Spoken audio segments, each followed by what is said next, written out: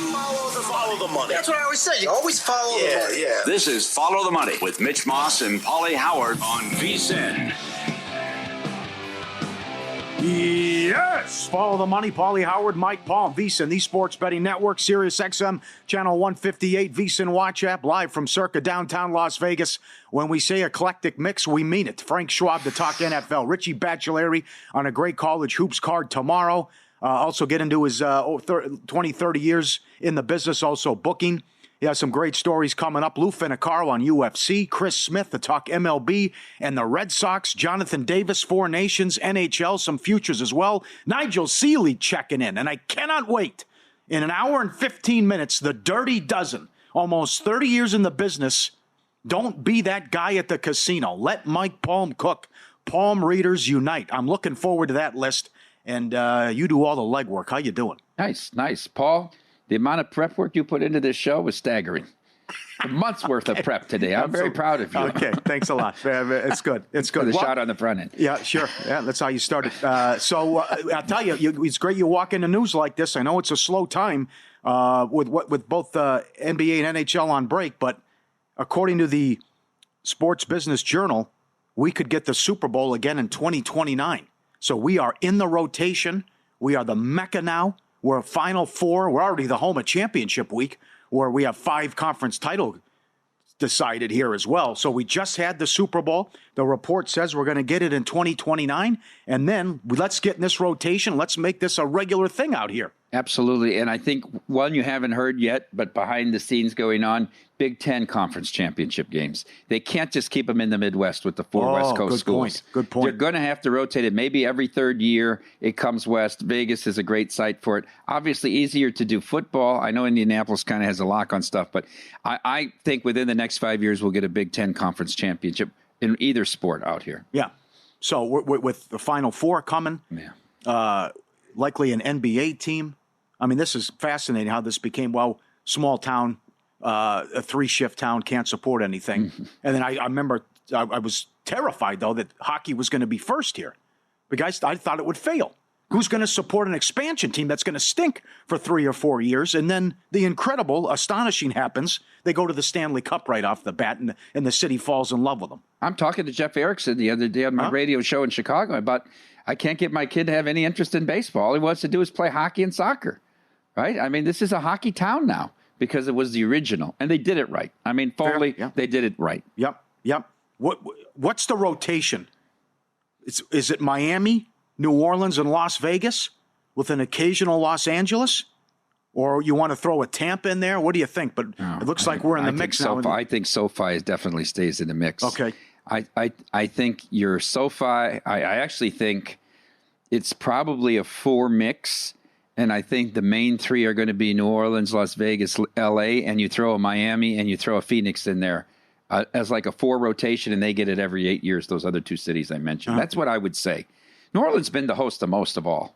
Yep. Right? But now it's all big domes, it seems like, and we don't play in the Rose Bowl anymore, and it's these newer dome stadiums. And so I think I think it's going to be a 4-year rotation with 5 cities involved is what I would say. Did you talk to Derek? Did anybody with the staff here about what this could mean, though, and how big this is? He's so fired up. He's so fired up about what it means to the convention business, to the hotel business. That's why we can get these rooms built and finish out these floors, because it's very necessary because of the pressure that it brings to the city in terms of visitation. So it from going from nothing to 100 degrees this quick is pretty remarkable. Right, and we're cutting in line, too. Oh, yes. That we did so well, and now we're looking back at this and grabbing another Super Bowl, according to one report, in 2029. I tell you, a big thing about this, where they pick these things, are walkable places, where the events can be close together. You know, they always say, if Dallas is great, you got Jerry World, but you got to drive 2 hours to get to each event. It's so far away from downtown. Here, it's very close. It's all 10-minute rides. New Orleans is the walkable. That's important to people when they plan events. All right. Well done. What'd you think of the hockey last night? I'm so fascinated by this, Paul. And I'm Jonathan Davis coming up in less than 2 hours. I'm all in on Canada. I've watched both. The price now got out of line. It was a pick going in. Now all of a sudden you're getting 140 or 145. The only advantage the Americans have is the goaltending. It's stunning, Paul. I went back and looked at this. When I looked at these rosters, I said, where is the Canadian goaltending depth? They've gone a generation without creating these great goaltenders. So I went back. Do you know 30 years ago, 81% of the goalies in the National Hockey League were born in Canada, and today it's less than 20%. Get out of here. Yeah, it's a whole generation has gone by where they did. People don't want to play goalie. I don't know. But the Canadian... You think it's that big of an advantage? Even did you see America has a big advantage, except for one glaring thing. Hellebuck's never won a big game. This is not the regular season, Paul. Subban was right. This first goal was awful. Did you see it? And I thought his rant was pretty good. And what's your option? Fake Ace Ottinger? Mitch will say no to that, too. Yes. But Canadians are faster. They play together better. The power play is better, and they have the best coach in the world. I think they check 4 of the 5 boxes. Yep, I agree with you. I know. And rooting for hard. I can't wait to watch it tomorrow. But I would have to lean Canada as well. And I know I'm not betting tomorrow because it means nothing. They're going to meet again in the final. No, There's no way Canada's going to be. They play Finland their last game. They already beat Sweden. Right. So, I mean, there's no risk for Canada because they're going to beat Finland easily. Finland's the weak link here. Sweden's better than people thought. It'll be fun to watch tomorrow, but next Thursday, the final will be. You could have took advantage, though. After Finland got the quick one, USA was only minus 160 to win the game. I saw it. And then they rout them and take them out, and it goes off. So if you say that, and I understand where you're coming from, how about the total? 6.5 in some spots. I think tomorrow you go over because I don't think they play with the intensity and the physical injury risk until the final game, which would be it's going to be like a gold medal match. Yeah. I can't wait for next Thursday. Yep. Very good. All right. I'm picking up what you're putting down. And Paul, just to tell you. Yeah, I'd have to go and I discussed this with Stormy earlier. All these all-star games, which is essentially kind of an all-star, but nobody cares about anything betting-wise in any of the 4 sports except the home run derby. Now, if like Sabrina or Caitlin would have been in the 3-point contest, people would have bet on it. Yeah, they blew that. That was ridiculous. They blew that. But this here, we wrote 6 figures on both these games the last 2 nights. All right, and maybe we can get to $250,000 right next Thursday. I don't know. Tomorrow probably will. People will still bet it. But we had hundreds of people here in the book. It filled up the book both nights. Canadian fans and then USA fans last night. It's tremendous. Can't beat it. No. When you're talking soccer, hockey, whatever, Olympics, or you're right. It's the nuts. We'll talk about the card coming up with Richie Baccellieri, who works here at Circa. He loves the trash. We'll go over the top games, and there's some great games tomorrow. I will say this first. A lot of people you were the first on this. A lot of people are now pointing out how good Drake is.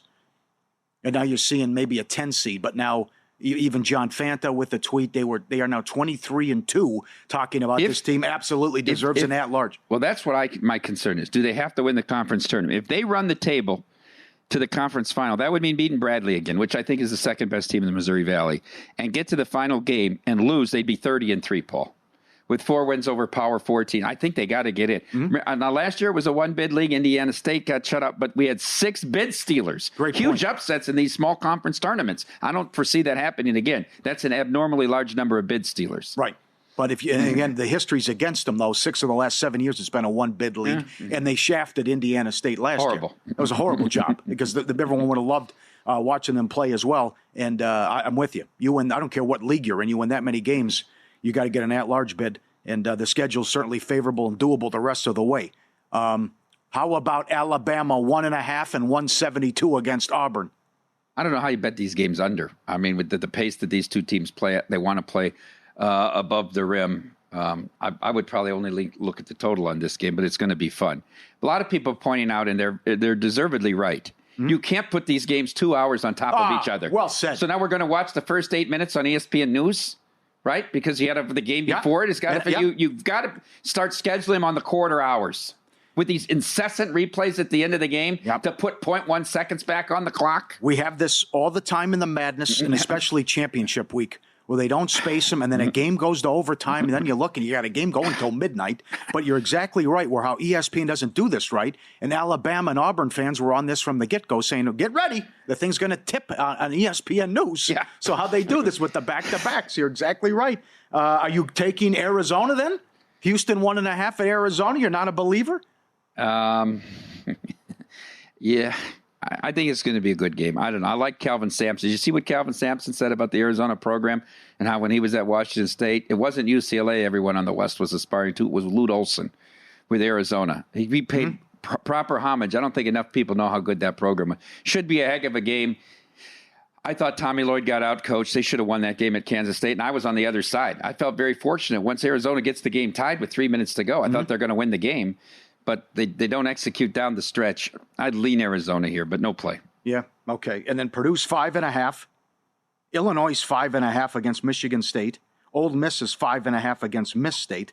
And Texas, 1.5 against Kentucky with some of the marquee games. Impressive game by Kentucky against Tennessee the other night. I didn't see that coming. Can they do it again, though, right? And now they've moved up to a 3. Joel Lenardi now has 14 teams in from the SEC. 14 bids. Paul, full marks and credit to Florida after beating Auburn to be able to go and do that. They're a 1 seed now. He's got them up on the 1 seed.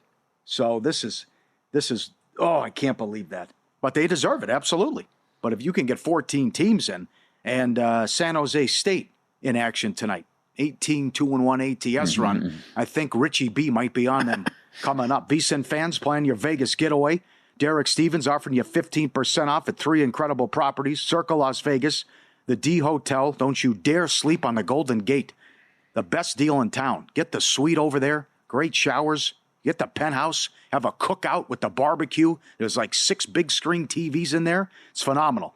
At the Golden Gate Penthouse, all 3 properties are dynamite. CircaLasVegas.com, code VSiN15. Get 15% off. CircaLasVegas.com. Your Vegas adventure starts here. Some futures, some rumors, some news. Frank Schwab to talk NFL coming up on VSiN. Follow the money. The Sports Betting Network, Sirius XM, channel 158, baby.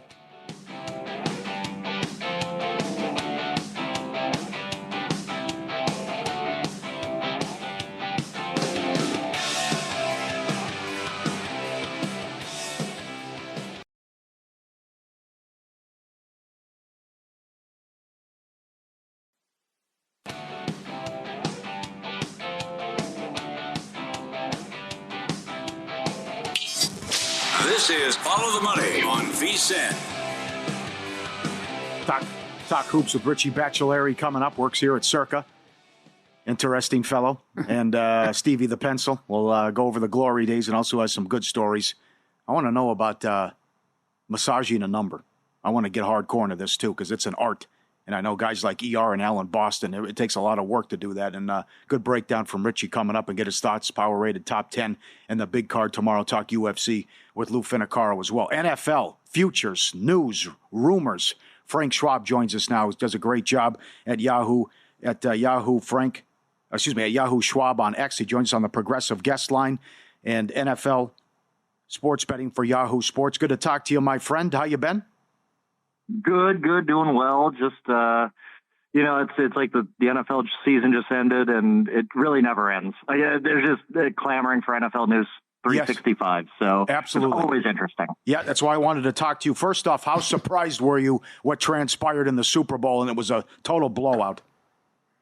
Yeah, I picked the Eagles. I feel good about that, but I'd be lying if I said I knew that was coming. Like, that was just ridiculous. To shut down Patrick Mahomes and that offense like they did, to embarrass them basically in the first half like they did, who could have seen that coming? I know the Eagles had a great defense all year, but you just don't do that to Mahomes and Andy Reid in a big game, especially Andy Reid on a extra week. His record on bye weeks, everybody knows it. Like, and there's a reason for it. So. Very shocked. Not shocked the Eagles won, but shocked that they just dominated like they did. And now you start asking yourself questions of, is this the next dynasty? That's the youngest defense in the NFL. Sure. All their playmakers are locked up for the next however many years. This could be the beginning of something pretty special for the Eagles. I'll say this. I don't think they stop at one championship. Oost. Frank, it was May 2 years ago. When you came on with Amal and I on one of the unheralded shows on VSiN History, The Nuts, as you were a weekly guest, and gave out at 35 or 40 to 1, you said bet the Eagles to win it all. And they were up 10 against the Chiefs until Hurts fumbled the ball. But you were on them then.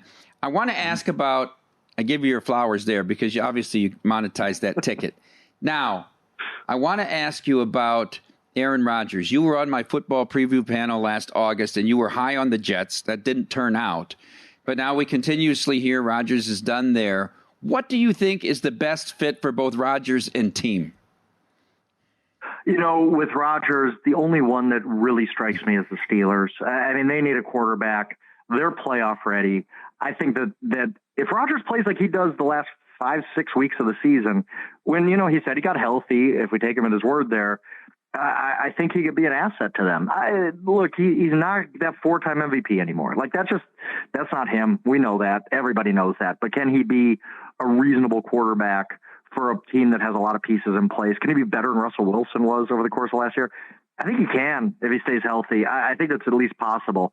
So I think that's a fit. Everybody's going to talk to Raiders, and I get it, but what's the upside for Aaron Rodgers there? I mean, to go to Las Vegas and finish 4th in that division, like what point is there in that other than you can keep playing football for another year? So I don't know. The only opening that seems reasonably like it might happen that has a team that could possibly make the playoffs next year is Pittsburgh. So, for Aaron Rodgers to just grind out his last year in Tennessee going 3-14 doesn't seem that optimal for him, but we'll see. Yeah. With the Jets, I just don't know.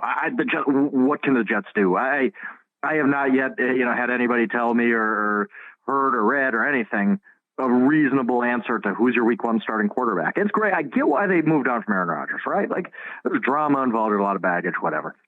But whoever they start week 1 at quarterback is probably going to be worse than Aaron Rodgers. I just don't see what are you going to draft the 4th quarterback off the board this year when none of these guys would have been drafted in the top 6 last year and plug them and play them week 1. I don't know that that's your answer. I don't know if Kirk Cousins is your answer or Russell Wilson or any of these kind of washed up vets. So I think the Jets are really going to struggle this year. Yes, I was high. You're right, Mike. I appreciate that, by the way. I appreciate you pointing that out. But I just think that this team was built for 2024, and then when the wheels came off early, it's like, well, 2025 is just going to be a disaster. Yeah, fair enough. How about Cleveland? The Garrett trade request, what do you do at quarterback? Do you draft someone as a bridge? You bring in a veteran? What do you think all the answers are what Cleveland can do? Yeah, I think you have to draft somebody. I mean, Deshaun Watson, that just has to be done. He's not only a bad guy in a bad contract, but he's a bad quarterback now. He just can't play. Like he was in many metrics the NFL's worst quarterback last year. So what are you doing? What are you doing keeping that light on? And now he's got the second Achilles. Like it's just done. You have to be done with Deshaun Watson one way or another. And so what's your next plan? And I think that when you have the second pick of the draft, and I do like Cam Ward and Shedeur Sanders for the varying extents. I don't think either of those guys, Jaden Daniels or anything, but I think they could be good NFL quarterbacks. I think you need to take that swing when you draft. You don't want to draft top 2 every single year. Mm-hmm. So I think this is your time to at least try it out. Better than Kirk Cousins, I'll tell you that. Like I don't think Kirk Cousins has anything left. I think a lot of these guys who are going to be in the quarterback carousel just don't have anything left. Derek Carr, if he gets free, like what are you really getting out of that? So I don't think Garrett gets moved. I think they've already kind of said, like, look, Miles, great. We appreciate your trade request, but you're not moving anywhere. So whatever. And the Browns did make the playoffs 2 years ago with Joe Flacco quarterback. So I can't sit here and say that there's no talent on that team, but I do worry going forward that it's just a little toxic. That it just seemed like everything fell apart. You're a year older. You don't have any cap space at all. I worry too, no matter who the Browns quarterback is, that's not going to be a pretty situation. Frank, the teams have all the control here. I mean, the players expect the franchises to live up to their contracts in the same way that the franchises expect the players. A la Jimmy Butler in Miami. If he doesn't want to play, then don't play him. If Myles Garrett doesn't want to play, then he sits out, he doesn't play, and he doesn't get paid. Why is there a fear from these franchises that they have to cave in these situations? Yeah, I think the only downside, and I agree with you. Like, look, it stinks for Myles Garrett. It does. He's one of the premier players in the NFL. He's going to first ballot Hall of Fame, all this kind of stuff. And he's never going to win anything because Cleveland is just a dumpster fire, right? But if I'm Cleveland, I don't trade that guy. There's no way. And you're right, exactly what you said. I say, look, Myles, you can retire if you want. If that's what's going to make you happy, go ahead and retire. But we ain't trading you. It's just not going to happen. You can either play here or not play. One of the two. And there's nothing Myles Garrett can really do. And I think the one thing that the franchises worry about is just the worst possible scenario for them is a guy showing up and kind of being toxic around the locker room and not playing hard and not you're just making a scene like Jimmy Butler did. I mean, we saw that just happen now. So I don't think Myles Garrett would do that though. I think that look, you pay him a little bit more money. you say, here's our plan at quarterback going forward. We have a plan. The wheels came off last year. The Deshaun Watson thing didn't work. Here's our plan for how we're going to win games, Miles. And here's a few million more dollars that you deserve because you're the best defensive player in the NFL. And I think everything gets smoothed over. But you're right. I wouldn't give in. I'd just say, look, Miles, you either play here or you don't play at all. Is there a team you like? You think some value on a future, or who could be the next Houston or Washington and come out of nowhere? Yeah, I don't know if I think that there's anybody who's going to take that big of a leap. The Chargers obviously kind of stand out to me. I think that given Harbaugh in his second year, I didn't expect the Chargers to do anything this year. I thought it was going to take Harbaugh a year, and he just proved, well, no, I'm one of the 5 best coaches on the planet. Okay. Like that. And now going forward, they have a little more cap flexibility. The only problem is the Chiefs. Like, can you beat the Chiefs in the AFC West? Like, that's hard. That is really hard. I do like the Packers. They're the youngest team in the NFL 2 straight years. And at some point, you just keep maturing and you keep improving. I think the Lions take a step back without their coordinators. So I do like them too. And then one team, this is so chalky, but I think if you keep betting the Ravens every year, they're going to break through. Lamar Jackson is not going to end his career with 0 Super Bowl appearances. Like, this is going to happen some year. I thought they were the best team in the NFL by the end. Mark Andrews dropped a pass. So kind of, if you're going on the high side, it's not out there, but I think Ravens are going to be best team in football next year again, and we'll see if they can break through. In a poll of the GMs in the NFL rating the coaching hires this year, by far number 1 was Mike Vrabel, followed by Ben Johnson and Pete Carroll third. How much impact can Vrabel have in New England? How long will it take him to get back to the playoffs? Yeah, and I know, Mike, you like the Patriots and their upside, and I get it. I do, because Vrabel is, I don't know what Tennessee was thinking, kind of letting him lose the power struggle that he had with the front office and ownership, because Mike Vrabel got the most out of every single Titans team he had. And yeah, it finished poorly. It did. Like that the last year was pretty ugly for them, but that guy gets the most out of his talent, and I think he's going to get the most out of the Patriots. I do think he was the best hire of this coaching cycle, because we know he's a known commodity. Like, look, Ben Johnson might be awesome. He might be the next Sean McVay, but we don't know. I know what we're getting out of Mike Vrabel. And yes, I do think he's going to lift them. It is a tough division, especially the Bills there. But I think the Patriots will keep taking strides forward, and they just need a couple off seasons to kind of rebuild the roster. Appreciate your time. Enjoy vacation. Thanks for a few minutes. Absolutely, guys. I appreciate it. Thanks, Frank. Schwab, at Yahoo Schwab on X. It's with Yahoo Sports as well. Good thoughts there. And Packers 22-1 to win it all. I have to go Vrabel number 1. No brainer. I mean, you get a guy who's had the 1 seed, and Tennessee's been a dumpster fire. Remember, Frank graduated from Wisconsin. That's okay. Congratulations on the Bucks, Frank. Richie B in studio up next. Picks, power ratings, how to massage a number, funny business in all his years doing this. When a number stinks, we'll talk to the great Richie B up next. VSiN, Follow the Money.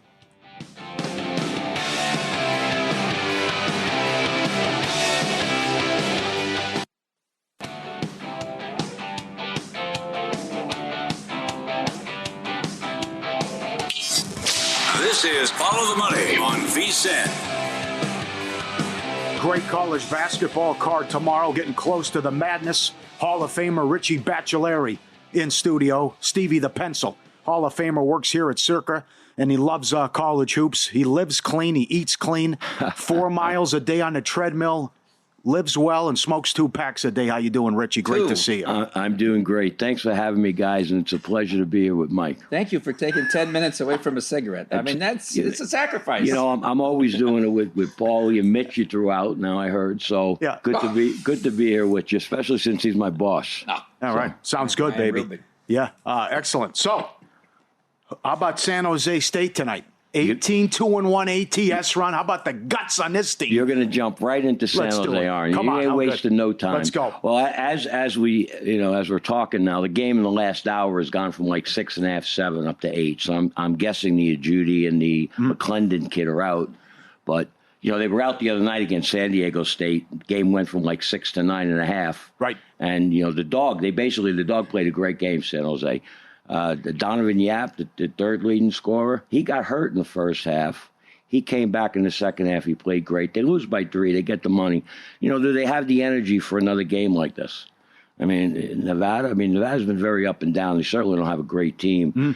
They might have won a few games in a row now, but who'd they beat? Air Force, Fresno. So I'm gonna see 8 on the board. I'm jumping in on it. All valid points. See. Well, I mean, they were up 17 in that game too. You gotta wait to see a lineup. When you're playing, it depends. If you're just throwing some money around and you're gonna take a shot on something, that's one thing. But when you're doing this every day, you got to make sure you get the best of the number. And looks like I might see some 8.5s. Wow. Richie, early tomorrow, Arkansas at A&M. I've got A&M in pocket at 60-1 for the tournament. I just think they're older kids playing against a lot of teams. They're 19 and 20-year-olds, and I love buzz. But Cal and this rope-a-dope might start to be coming along here with Arkansas. Number's 8.5. 8.5. I have to look to see what I made. It seems a little high, but one thing about Arkansas that I've noticed is they had some.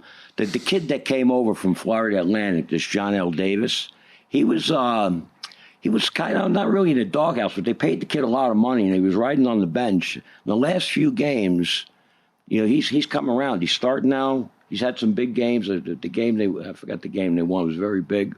I could see taking the points there in that game. I mean, A&M at 60-1 ain't bad, but nice, Mike. It's going to be an unbelievable tournament. I mean, I'm looking at these teams. When you're handicapping the bet, it's one thing. When you're handicapping to come on a show and try and talk about things, you have to look at the product differently. And man, there are some. I don't see any sleeper teams getting into the 16. You're good. Really? You're good friends. Vinny Maiulo and Jimmy Vaccaro down at the South Point put up an interesting prop. SEC versus the field for the national title. And when they opened it, the SEC was plus 120. Now it's a dead pick'em. Oh, is it? Yeah. Okay. Thoughts? You want the field or you want the SEC? Well, I know that there was some money that might have come in on that prop at like plus $1.50. It's been moving around. It is a good prop. Yeah. Usually the field is going to be a big favorite. I agree with that. But, you got 3 or 4 of the best teams in the country out of the top 5 or 6, all from the SEC. You might see 2 1s and 2 2s from them. How about 3? How about 3 1s, a couple 2s? How about 14 teams in? I think Duke and Houston are both formidable. They'll both probably end up with 1s. I mean, well, Houston, once again, there's no guarantee they win the Big 12. They got to win tomorrow, right? Duke should probably get through the ACC, but. Hey, you might see 2. You might see 3, but I would go with 2. What are your thoughts on Houston, Arizona? Houston 1.5 on the road. Yeah, made Houston a small favorite at Arizona. No opinion on it. Yeah, the problem is now this time of the year, the ratings get so ironed out that the numbers that I'm making are very close to the numbers on the board. It's very, very difficult to beat college basketball this time of the year for me. What triggers a bet for you? If you have a number 5 and the number's 2, is there a certain number of points that trigger a bet for you? Yeah, that's the delta. The delta between my number and the number posted this time of year is about 1.5. So if it's 1.5 off, I'll make a play. Early in the season, I'll go 2 points. But it's even hard to find. It's hard to find 1.5 right now. Really? Even though you love the trash, like you said last week. I love the trash, but you're getting those added games. Oh, you love that crap. And the odds makers, they do pretty good. Huh? They do pretty good from Jump Street. Even back early November, I couldn't believe how strong the numbers were the first few days of the year. Usually they're way off. Yeah. So interesting. Tonight's interesting. Besides San Jose, the UCLA Indiana game. Very interesting. What do you think? You guys know about what UCLA is going east. I know that. You guys are on top of everything. Well, UCLA. You guys are real. I'll say. I've always said it. They're real degenerates. They love to gamble. They love to put their money up, so they know all this stuff. But they went East Coast about a month or a month and a half ago. They went down to North Carolina. I think they played Wake or Clemson, something like that. They lose. Then they got to wait 2 days. They go up to Jersey and play Rutgers. Lose. When was the tirade? When was the Cronin tirade, Mike? Is that when the Cronin? That was it, yeah. That was the Cronin tirade. Okay. Well, he did it 5 times. He had 5 press conferences where he went nuts. Oh, traveling west to east, he's pointed out that's a tricky trip. And a lot of other teams are having problems with that. So Sure. But what... I was going to say UCLA is a real square side tonight. Yeah. They all love it because Indiana can't do no good. They win getting 11 at Michigan State, right? Yeah. And now the I know, but Woodson out. That's why that's part of the handicap. Well, it's like, let's yes. The problem is I made UCLA 1.5. That's the problem. You got to decide. And if I'm a degenerate, then I'm going to go in for something because I can't. I got to play. Yeah. But I think the side would be Indiana +2 for me if I was going to play it. I would take a shot with them. I mean, it's such a. They lose 5 in a row and they turn around and beat Michigan State. Tell me this ain't a tough sport to bet. Look at all the dogs that have won the last few days outright. Double-digit dogs. Yep. They were something. Indiana was something like a double-digit dog in like 9 straight games in the Big Ten. Oh, yeah. I mean, it's incredible. Well, they had some problems. I know the Renault kid was out for a while, and I turned around. I took 8 with them against someone. I can't remember who, like a Saturday or Sunday game. They went outright getting 8. So, look, you put your money up, you take your shots, and you hope you get the best of it. You want to at least get the best of the number. You increase your advantages. And, keep your fingers crossed and hope your team hits 1 or 2 more threes than they're supposed to. How about coaching? Is your part of your overall rating on a team is the coaching? But do you look at individual coaching matchups in specific games? Does that move your number at all? Not as much as it should. The coaching is certainly important. And my guy, friend of mine, Alan Boston. It's a great question, Mike, because Boston's big into probably coaching. One of the premier college basketball handicapper out there, win or lose. There's nobody better. And, he looks at these matchups and he looks at the smart coaches and he's probably favoring the better coach by a half a point or a point. He's told me point blank, I bet on this team because I looked who was coaching the other team. That he'll go with that. Now, granted, his numbers come into play. But when you got to do as many games as you got to handicap, I mean, there's a zillion games. When you got to do those and you got a day job, you got to get in the car and you got to help out Mike and Derek with the product and the sports book. It's kind of hard. But I would look at the coaching a little bit more if I could. Well, and, it's funny because when I was going through some stuff for today, I was looking at the coaching and some of these top coaches like Pearl at Auburn, amazing. Sampson, he's won like 130 games the last 4 years. This is the game I look at with him and Tommy Lloyd tomorrow because I think he's a far superior coach to Tommy Lloyd. Yeah, well, Tommy Lloyd gets about as much out of his talent as his boss Mark Few did. I'm not sure how healthy. What? I'm not sure how healthy the Cryer kid is and the other kid Sharp. I know Francis came back too. I laid 9 the other night. I laid 8 and I laid 9. Can't remember who they were playing. They were up 25. And then 20, 18, 16. And the damn thing is sitting on like 12 with 40 seconds to go. And I'm like, I'm going to lose. I pulled that one out. But they weren't supposed to play. Baylor.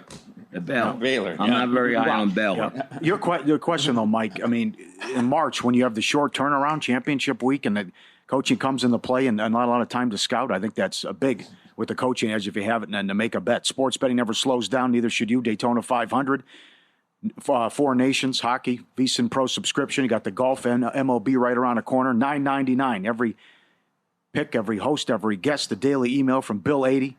Full access, $9.99, vsin.com/subscribe. Richie, Bama, 1.5, 172 against Auburn. Yeah, it's a hell of a game. Made Bama 1.5. No, I'm sorry. I made Bama 3.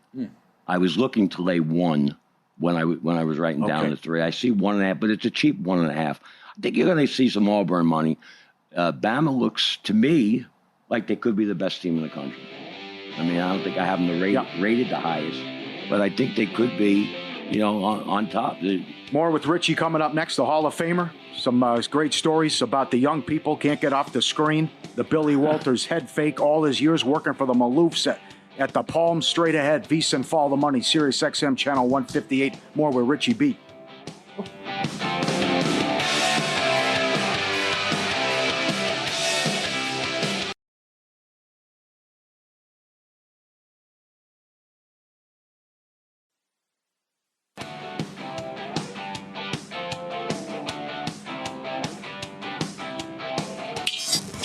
This is Follow the Money on VSiN. We roll on with Hall of Famer Richie Baccellieri, Stevie the Pencil.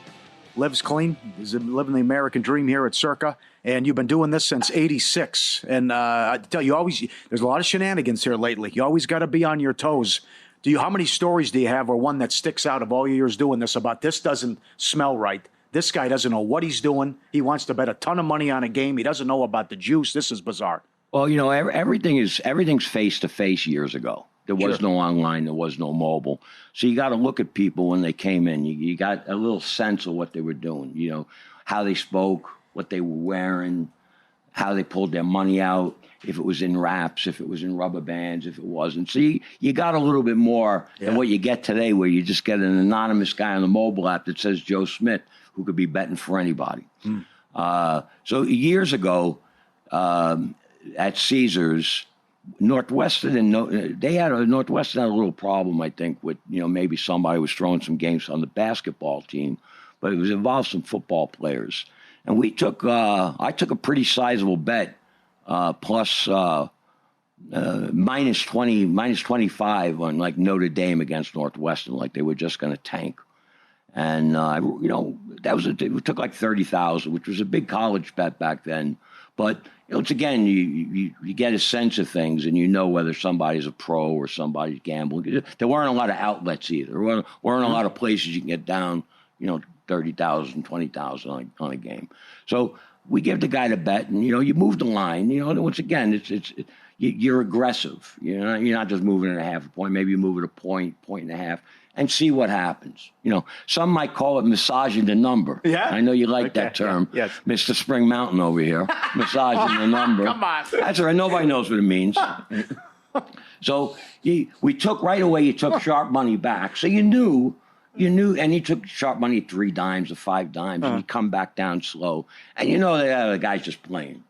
So I don't know, 6 months later, 3 months later, sure, you get people coming in the office, the casino manager, maybe this guy from this 3-letter organization, and they want to know why you take that bet. And you go, that's what we do. We take bets. And as it turned out, I think the kicker was in on some kind of scam with the players, and they were trying to throw the game. But come like 19, so I got the money. There you go. And what are you going to do? Incredible. I mean, I love these stories. And even Alan Boston was at the counter with the Mirage thing with Arizona State. Yeah. And the guys like, can I get $500,000 on the basketball game? I don't care what the number is. And like, what? Who is this guy? And then Boston's betting the other side. The guy's coming in for $500,000. I mean, it's just madness. Yeah, I was at the MGM. That was like the 1994, late 93 or early 94. And they were playing with us at the MGM, and we were putting them down for 10 dimes. But as soon as you moved at a half a point, it was like 12.5 one of the games, the first game or the second game. We go to 13. Sharp guys come right up and gobble it, to 13, or vice versa, whichever way it was. And so they come back to the window for another 10 dimes, maybe a different guy, but you could see him standing out in the room. And you move it again, the sharp guys come in.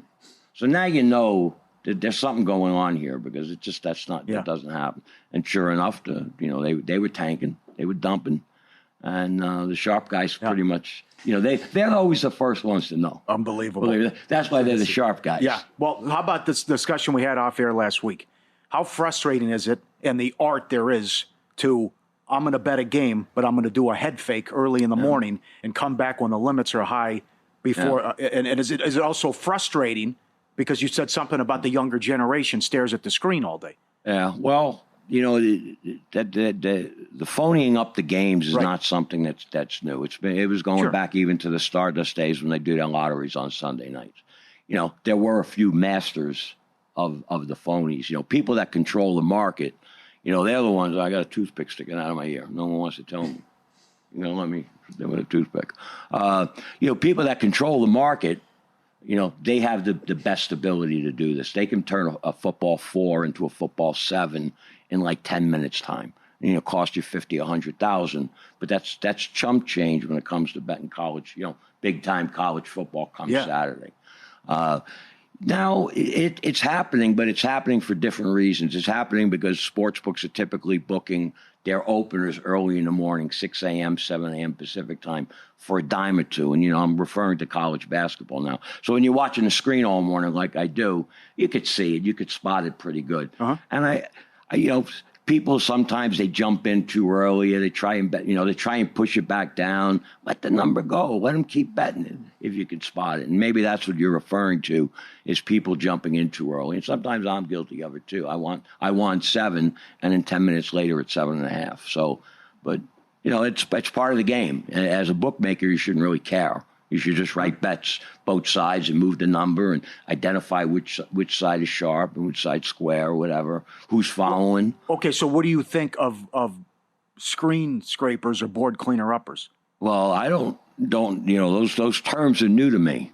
That's a young man. You're a young man using those terms. You just got guys scalping and playing middles, and they're following the original number. And, it depends on the sport. It depends on the bet. But if you're talking about a major sport and the point spread, I think, you got the best of it with a follower, but you might not have the best of it on the original number. So you got to write the second number. That's your guy lays you 6. If you go to 6.5 or 7, you want to write a bet on that second number. That's the whole key. The whole key is writing business both ways. And juice is amazing. You never penciled anything out probably the way a football game.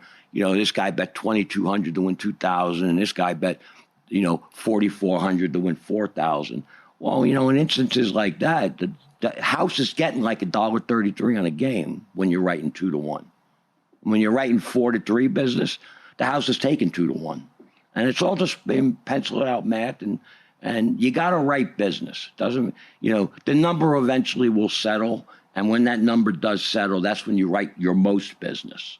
And that that's a philosophy. That's what Circa does. Mm-hmm. That's what Circa does that on Sunday without all the words, all the language that I just said. They might have some terms for it, but they're writing business and they're looking for a number. And when they get to that number, then they feel pretty comfortable at writing large bets. You've been doing this since '86. Your thoughts on the industry now? And I know you didn't want to come on the show when we were involved with DraftKings. What do you think of the industry now?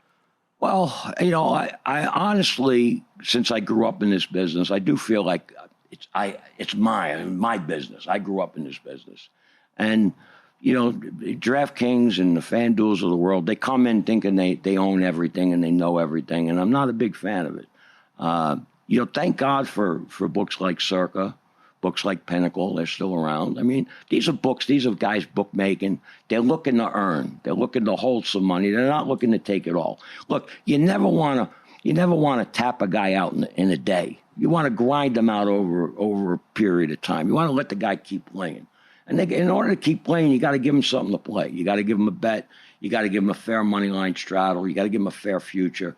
You might even have to give them a drink or two. And I know JB does that all the time because I see it in the tweets. Come on in, I'll buy you a couple of drinks. Yeah. That's an old school practice in an online world. I love that. Yeah. Because that's the secret of success right now is you got to bring in the old school practices. So let people play and things are going to turn all right. Jimmy used to say, look, put it all in a big whatever and just stir it up. And at the end of the day, you get to keep what comes out. So that's the way you should do it. Mm-hmm. Well said. Oh. Very good. Well, Do you anything you like as far as the future, Mr. Toothpick? It's funny. I was looking at the Circa futures. I don't normally look at a lot of stuff going on with futures, but, they got the two ways here. So if you don't like the yes price, especially on the short ones, the 5-1s, the 6-1s, you could turn around and play the no. And that keeps the yes price a little bit more in line. I mean, that's a good thing. So, I don't know. I don't really have too many. I think that St. Mary's on here, 125-1. When you're talking about ratings, and I did look at some of these, I got St. Mary's rated, my numbers, at like a 62. When you compare it to Auburn, who's Duke 69, Auburn 68.5. Yeah. Houston 68. Okay. Now you're talking about a 6-point dog against those top tier teams. So before you get into the Final Four, where you would have to play two of them, now it's only a 2.5, point dog, St. Mary's in the 8 or the 16 game. So you think St. Mary's is a 6-point dog? 6-point dog to Duke or to Well, 7 to Duke, probably, even though I have 6.5. on a neutral. Yeah, neutral. Yeah. So you've got St. Mary's rated pretty high. I've got St. Mary's rated pretty good, and it's not because I'm bumping them up because of their strength in the conference, because they don't. I don't even think they have their ATS is like maybe 50-50. So yeah, I think St. Mary's is real good. Randy Bennett. I mean, yeah, I might get a 6 or 7 seed. Quickly, what do you think of Drake? Top 30? Well, Top Drake. 25? We were just looking at Drake, and they got some good non-conference wins, and the win against Kansas State may not have looked good, Good point. 2 months ago. Yeah. But now this is the hottest team in basketball. All right, thank you. I'll see you at Spring Mountain. You're the man. Richie Baccellieri, Hall of Famer. Uncle Lou Finicaro. Happy Valentine's Day. No. Yeah. Happy Valentine's Day, Kate, if you're listening. All right, a shout out. Lou Finicaro up next.